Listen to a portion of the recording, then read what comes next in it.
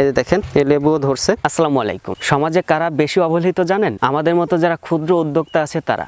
আপনি একটা জিনিস ভাবেন, একটা ছেলে যখন পড়াশোনা করে যখন সে কৃষিকাজে আসে, তার ফ্যামিলি, তার আশেপাশের মানুষজন তাকে কি ধরনের কথা শোনাতে পারে তা শুধু আমিই জানি। একটা বিষয় হচ্ছে, একটা মানুষের পেশা নানান ধরনের হতে পারে। সে চাকরি করতে পারে, সে ব্যবসা করতে পারে, সে কৃষিকাজ করতে পারে, সে প্রবাস করতে পারে, যে যেটা করতে পারে কোনো সমস্যা নাই।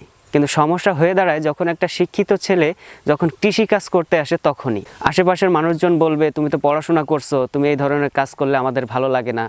ফ্যামিলির মানুষ প্রেশার দেবে যে তুমি কাদামাটির সঙ্গে তোমার বসবাস, তোমার চলাচল, এগুলো আমাদের ভালো লাগে না, বাইরে আমাদের মান সম্মান যায়।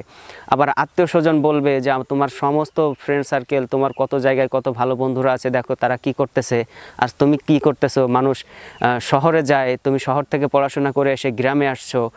এই টাইপের কথাগুলো শুনতে শুনতে শুনতে শুনতে কানগুলো ঝালাপালা হয়ে যায়। তারপরও আমার এগুলাই কোনো কিছু যায় আসে না। কিন্তু একটা বিষয় হয় কি জানেন, যখন আপনি একটা ব্যবসা করবেন, ব্যবসায় আপনি লস করবেন, সে আপনার কৃষি ব্যবসা ছাড়া অন্য ব্যবসায় লস করেন, হ্যাঁ হইতে পারে ব্যবসায় লস লাভ আছে। আর যদি ভাই আপনি কোনোভাবে কৃষি প্রজেক্টে লস করে ফেলেন, ঠিক আছে, তাহলে আপনার ফ্যামিলি থেকে শুরু করে যে কোনো দিন আপনার স্কুলের বারান্দায় পর্যন্ত যায় নাই, সে আপনাকে জ্ঞান দিবে যে বলছিলাম না কৃষিকাজ করে কিছু হয় না, কৃষিকাজ করলে মানুষ আরও নষ্ট হয়ে যায়, ধ্বংস হয়ে যায়, এই সেক্টরে কিছু নাই। আরে ভাই, এই সেক্টরে কিছু আছে বলেই তো আমি এখানে আসছি।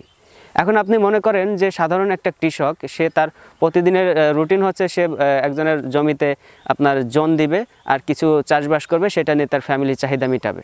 এটা হচ্ছে এক ধরনের কৃষি।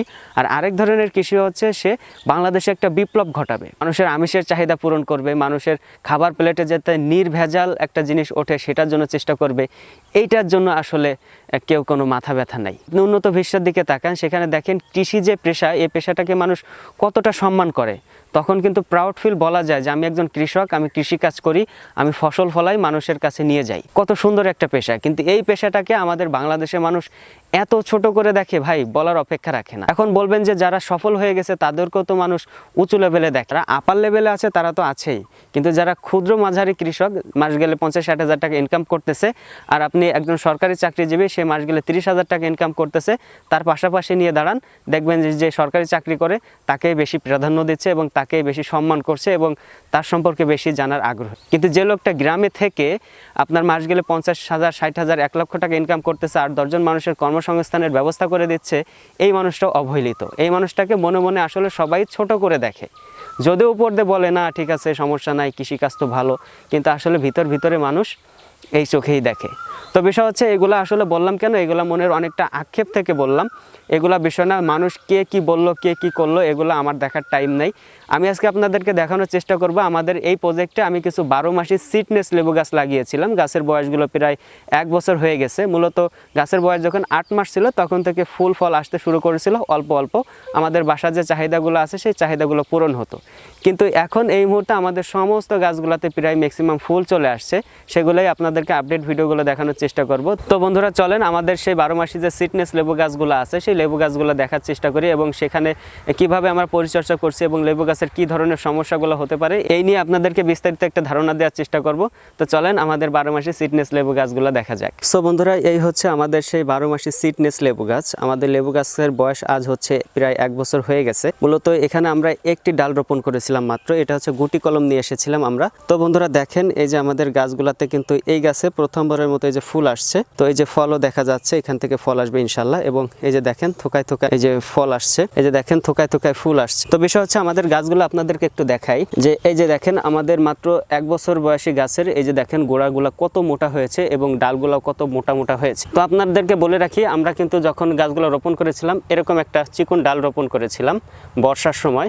তো সেই গাছগুলোকে আমরা পরিচর্যা করতে করতে আজকে এই পর্যন্ত চলে আসছে। এই যে দেখেন, তো আমাদের আরো অনেকগুলো গাছ আছে, সেই গাছগুলো আপনাদেরকে ধারাবাহিকভাবে দেখানোর চেষ্টা করব। তো এই যে এই গাছগুলো দেখেন, যে গাছগুলো কিন্তু অনেক ঝোপাল হয়ে গেছে, অনেক বড় হয়েছে। মূলত আমরা চাইলে এই গাছগুলোতে আরো আগে থেকেই মোটামুটি ফল নিতে পারতাম, কিন্তু আমরা গাছগুলো শুধু ডাল সেটেছি। এই যে দেখেন, এই যে প্রতিটা আমরা এই যে ডাল সেটে দিয়েছি, এই যে এখানে দেখেন প্রতিটা গাছের আমরা কিন্তু ডাল সেটে দিয়েছি, এই জন্য কিন্তু আমাদের গাছগুলো ঝোপাল হয়েছে।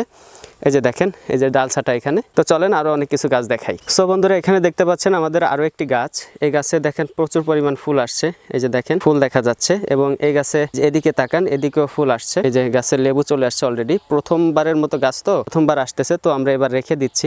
এতদিন ডালপালা ছেটে ছেটে রেখেছিলাম। তো আরো কিছু গাছ আছে, চলেন আপনাদেরকে ধারাবাহিকভাবে দেখাই এবং এই গাছগুলো আমরা কিভাবে পরিচর্যা করছি সেগুলো আপনাদেরকে জানানোর চেষ্টা করব। সো বন্ধুরা দেখতে পাচ্ছেন এখানে এই যে আমাদের আরো একটি গাছ। এই গাছগুলোতে আমাদের কিন্তু ফুল চলে এসেছে। এই দেখেন, আপনাদের কাছে যদি কাছে নিয়ে দেখাই তাহলে বুঝতে পারবেন গাছগুলোতে কিন্তু ফুল চলে এসেছে এবং গাছগুলো মাশাআল্লাহ খুব ঝোপালো হয়েছে। মাত্র 1 বছর বয়স গাছের, কিন্তু এই গাছের দেখেন কিছু সমস্যা আছে। এই যে দেখেন পাতাগুলো এই যে কুকড়ে গেছে। লেবু গাছে প্রচুর পরিমাণ পোকা লাগে। এই যে দেখেন ভিতরে এই যে পাতাগুলো এই যে কুকড়ে গেছে। তো এটার জন্য আমরা নিয়মিত স্প্রে করি, প্রতি 10 দিন পর পর 15 দিন পর পর স্প্রে করি, কিন্তু এখন আর স্প্রে করা সম্ভব হচ্ছে না, কারণ গাছে যখন ফল আসে ফুল আসে তখন স্প্রে করা যাবে না। মূলত গাছে যখন ফুল আসে তখন গাছে স্প্রে করলে এই ফুলগুলো পরাগায়ন হবে না এবং পরাগায়ন না হলে ফুলগুলোতে কিন্তু ফল আসবে না। তো এই যে দেখতে পাচ্ছেন আমাদের এই যে গাছে যে ফুল চলে আসছে, এই ফুল থেকে যখন ফলে পরিণত হবে তখনই আমরা গাছগুলোকে স্প্রে করে দিব। সো বন্ধুরা দেখতে পাচ্ছেন এখানে যে আমাদের আরো গাছ আছে। তো মূলত আমরা এই 12 মাসি যে সিডনেস লেবু গাছ আছে, এই লেবু গাছগুলো আমরা 100+ রোপণ করেছি। তো দেখেন আমাদের গাছগুলো কত সুন্দর হয়ে গেছে এবং প্রতিটা গাছে কিন্তু ফুল ফল চলে এসেছে। তো আপনাদেরকে আরো এদিকে দেখাই, এদিকে আমাদের সূর্যমুখীর প্রজেক্ট আছে, এগুলা ক্রমশ আপনাদেরকে ভিডিও করে দেখাবো। তো এই যে দেখেন লেবু গাছগুলাতে এই যে ফুল চলে আসছে। এই যে দেখেন প্রতিটা লেবু গাছে ফুল চলে আসছে। 12 মাসি এই সিডনেস লেবু গাছগুলো লাগানোর একটা সুবিধা আছে, যাতে আপনার সারা বছর এটাতে আপনার ফুল ফল থাকবে। তো আমাদের এই যে প্রথমবার এই যে ফুল আসছে, তো মূলত কিছু কিছু গাছে অগ্রিম আসছিল, সেই গাছগুলোতে ফল ছিল।